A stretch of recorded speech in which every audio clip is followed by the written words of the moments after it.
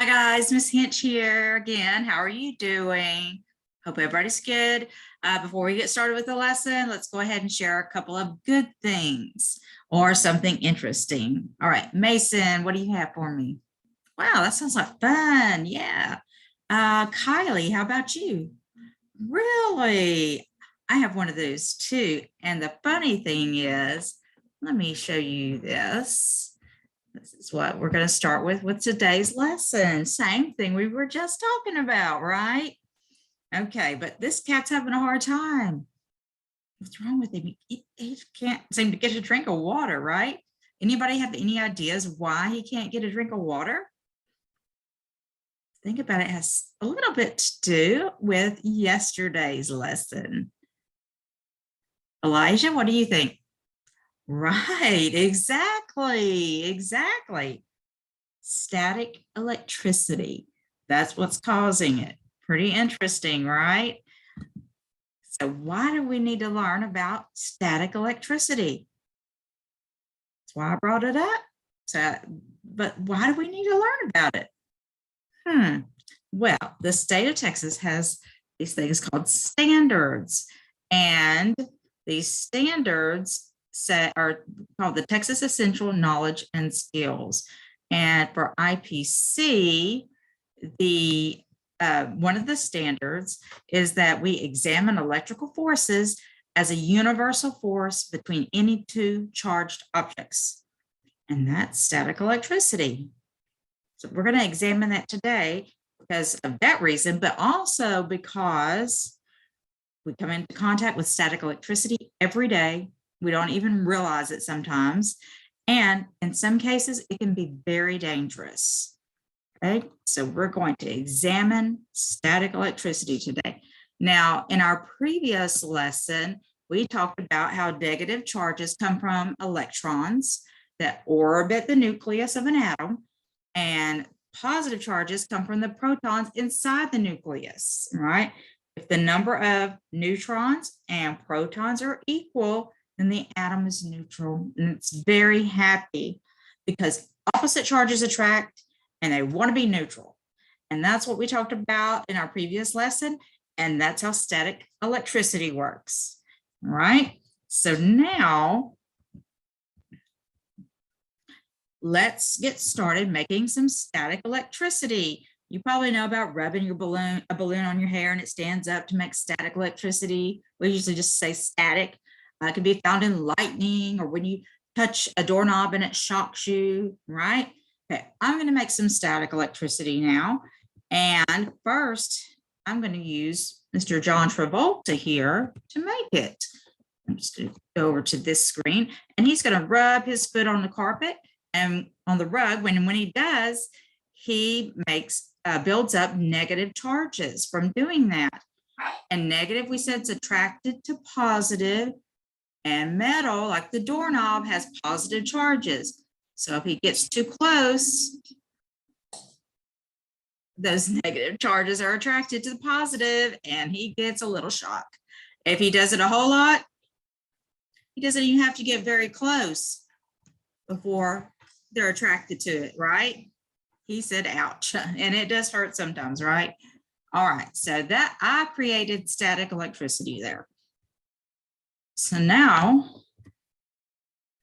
why are those electrons moving? Anybody have any ideas why they're moving? Let's see, Brianna. Right, they're attracted to each other and they want to make that charge neutral. They want to balance the charge, okay? So next, you're going to not exactly make static electricity, but think of ways that you can use a list of objects that I've given you to make static electricity with those objects. If you can't come up with anything on your own, you can find, I want you to find a video or images of the objects being used to create the static electricity. And I want your group to come up with at least one question regarding your experiment, right? Okay. If you finish early, talk about other ways or other objects that can create static electricity. All right, get in your breakout groups, and I'm going to be coming in there and helping you out because we're going to do this together. All right, get started. All right, so this is the guided practice. This is our we do. They're already divided into 4 groups.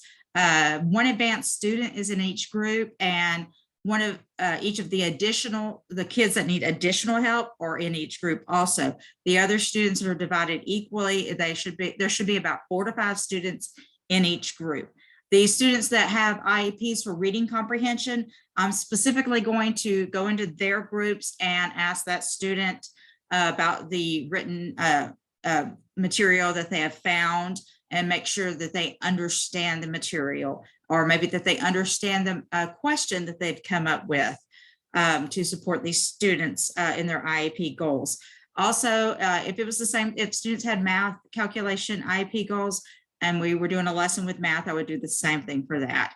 I give a lot of support during this section of the lesson because they're just beginning to really learn the material. And by the time they're finished with this and they get through sharing the information, they will know their material. All right, so next we're going to share the results and share the questions that the students come up with. All right, everybody, are you ready? Okay, let's go around in our groups and let's share your results. Tell us what happened and tell us what questions you came up with, okay? These should be pretty interesting, I think. All right, okay. Now, once we finish that, then I'm going to draw it all together with a common thing between all of the groups. So everybody, what did every set of objects do to create static electricity? What do they do? I'll give you a hint. Levi, what do you think? Yeah, right. Friction. So did some of the examples or some of the groups materials, did they have to use more friction than others? Yeah, so you're nodding your heads. Yes, exactly, they did. What about if you were doing making this friction and the weather was different? Would the electrons move differently? What about maybe during a thunderstorm? Gage, what do you think? Yeah, seems to be more static electricity everywhere during a thunderstorm, right? Exactly. Good job, guys. Really enjoyed that.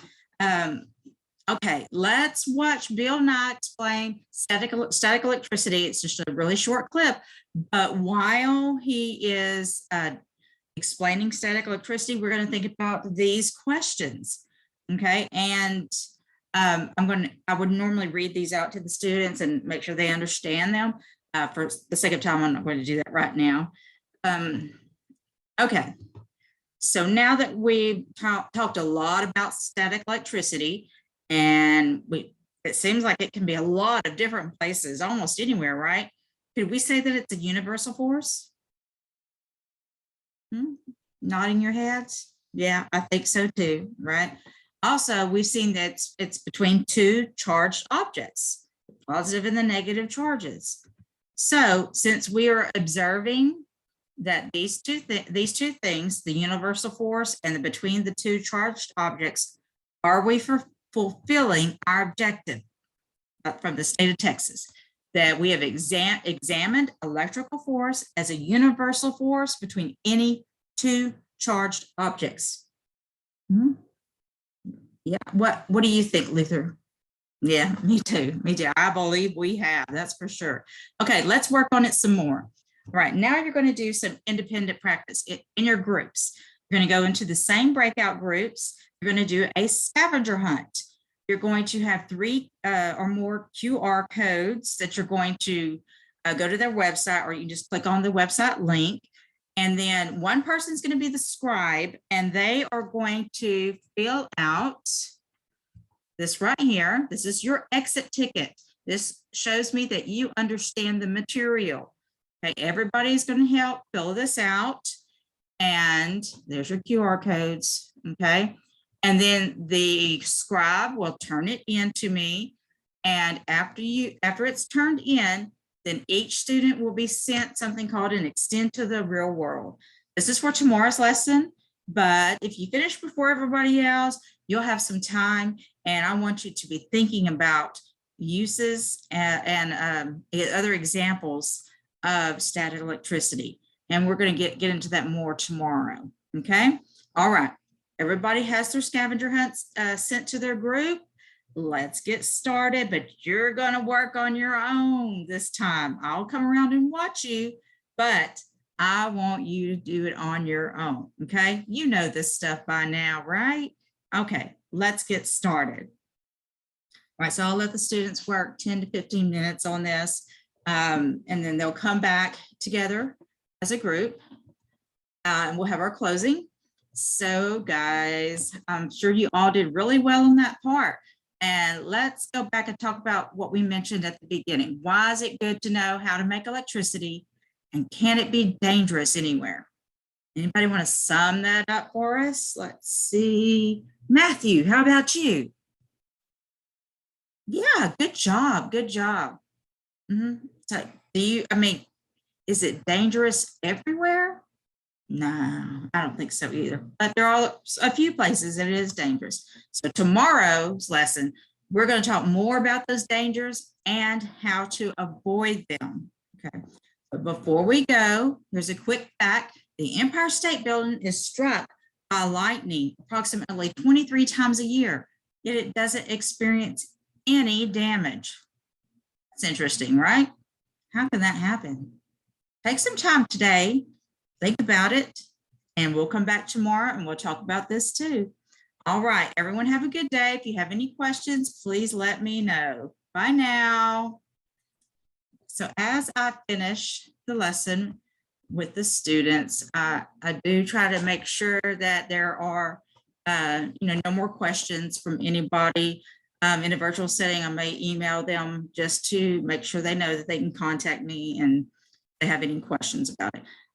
During this lesson, I have a lot of differentiated instruction. I have interactive activities for kinesthetic learners. I have videos and PowerPoint for my auditory and visual learners. There are some fill in the blank questions after one of the videos that are for the verbal learners. And it's a little more difficult. So these are usually the more advanced learners too. The kids with the reading comprehension difficulties or the IEP goals, they are supported by the advanced learners, some of the proficient learners and myself. It's very important that they have this support as they're going through to make sure that they are comprehending the material. I like to use this wide variety of auditory, visual, verbal, and kinesthetic material or resources in my lessons to keep the interest of the students. Because of the pace of today's world, these students need a lot of change and variety in their resources. If I have a student with assistive technology, I want to have this set up before the class starts. If for some reason the student forgets to start any software or any equipment that they have, I like to have a queue set up ahead of time to remind them so we don't have to take the class time or so we don't have to say it out loud during class. Students with IEP goals are the ones that need additional help. I like to make sure that they have some tutorial time with me so they can attain mastery of the topics. During the guided practice section and the independent practice, I'm able to judge the students' engagement and their comprehension of the material. I'm also able to give feedback, make sure they're on track, correct any misunderstandings. But by my observations, the sharing and the question discussion time, and the exit tickets, I'm able to determine if the students have met the outcomes of the lesson. Because science is such a visual and hands-on subject in the virtual classroom, I like to include a lot of interactive activities and other virtual labs. Another aspect of any classroom that I think is vital to the success of the student is to have guided and open discussions. Students need to be able to express their ideas or even their misconceptions, and other students need to be able to hear them. It helps everyone understand the material a lot better. Overall, my lessons, I like to make sure that not only is the material comprehended, by the students. We do want to learn the material for sure, but also another very important thing is that they become better problem solvers. And if they're better problem solvers, then they will have an easier time learning material in the future. Thank you so much for your time and your consideration.